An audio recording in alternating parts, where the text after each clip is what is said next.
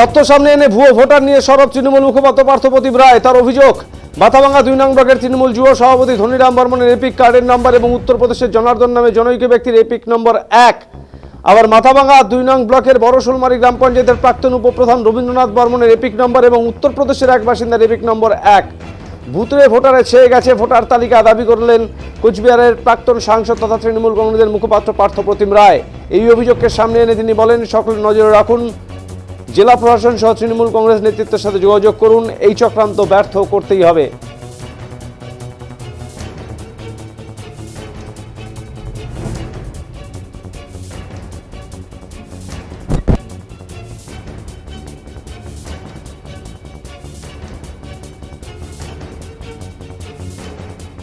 ভাবে গতকালের সভায় মাননীয় মুখ্যমন্ত্রী মমতা বন্দ্যোপাধ্যায় দলনেত্রী আমাদের, তিনি ইনডোর স্টেডিয়ামে আমাদের সকলকে সতর্ক করলেন যে ভুয়ো ভোটারে ছেয়ে গেছে বাংলার ভোটার লিস্ট।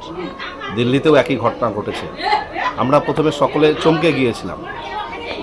নেত্রী যখন লিস্ট ধরে ধরে বিভিন্ন জেলার কথা উল্লেখ করলাম, আমরা ভেবেছিলাম যে কোচবিহারে হয়তো এই ধরনের ঘটনা নেই। মাথাভাঙা 2 ব্লকে একটি ঘটনার কথা আমরা জানতে পারি। আজকেও আশ্চর্যজনকভাবে আমাদের কাছে কিছু ডকুমেন্টস আসে, সেখানে আমরা দেখলাম আমাদের দলের মাথাভাঙা 2 ব্লকের যুব সভাপতি ধনীরাম বর্মনের এপিক কার্ডের নাম্বার আর উত্তরপ্রদেশের জনৈক ব্যক্তির জনার্দন নামে জনৈক ব্যক্তির এপিক কার্ডের নাম্বার সেম। তাহলে এই জায়গাটা বিশাল প্রশ্ন যে এই ধরনের ঘটনা কেন ঘটছে। এবং একই সঙ্গে বড়শোলমারি গ্রাম পঞ্চায়েতে সেই মাথাভাঙা 2 ব্লকের প্রাক্তন উপপ্রধান রবীন্দ্রনাথ বর্মনের এপিক নাম্বার আর উত্তরপ্রদেশের আর একজন ব্যক্তির এপিক নাম্বার সেম।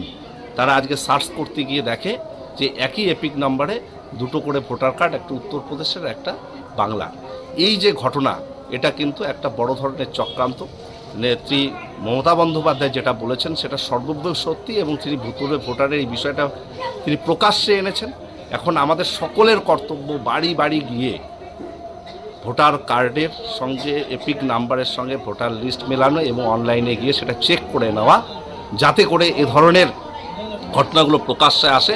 এবং জেলা শাসক সহ আমাদের পার্টির উচ্চ নেতৃত্বের সঙ্গে যোগাযোগ করে আমরা এর একটা স্থায়ী সমাধান চাই। নিশ্চিতভাবে বাংলায় ভুতুড়ে ভোটারে ছেয়ে দিয়ে বিজেপি তারা কৌশল করবার চেষ্টা করছে ভোটে জেতার, কিন্তু তাদের সেই কৌশল নেত্রী ধরে ফেলেছেন। এবং আমরা নেত্রীর কর্মী হিসেবে, দলের কর্মী হিসেবে আমরা বাড়ি বাড়ি পৌঁছে আরও বেশি করে মানুষকে সতর্ক করব এবং এই ভুতুড়ে ভোটারের খোঁজ আমরা বের করব। দিল্লিতে যে নির্বাচন হয়েছে সেখানে এই ধরনের একটা অভিযোগ প্রকাশ্যে এসেছে এবং সেই বিষয়টা কিন্তু আজকে ওপেন সিক্রেট। একই ঘটনা বাংলায়, তারা বাংলাকে দখল করবার মরিয়া প্রচেষ্টা। তারা মানুষের ভোটে জিততে পারবে না, তাই ভুতুড়ে ভোটারের সাহায্য নিয়ে বাংলা জয় করবার চেষ্টা করছে। সেই চেষ্টা বিফলে যাবে, কারণ তৃণমূল কংগ্রেস কর্মীরা সদা জাগ্রত রয়েছে। আমাদের নেত্রী মমতা বন্দ্যোপাধ্যায়ের ইনস্ট্রাকশন যেটা দিয়েছে সেটাকে আমরা 100% ফলপ্রসূ করব, একদম তৃণমূল স্তরে ডোর টু ডোর করে, এবং সেখান থেকে আমরা ভুতুড়ে ভোটার খুঁজে বের করে জেলা প্রশাসন এবং আমাদের নেতৃত্বের কাছে পৌঁছে দিয়ে তার সমাধান নিশ্চিতভাবে আমরা করব সকলে মিলে।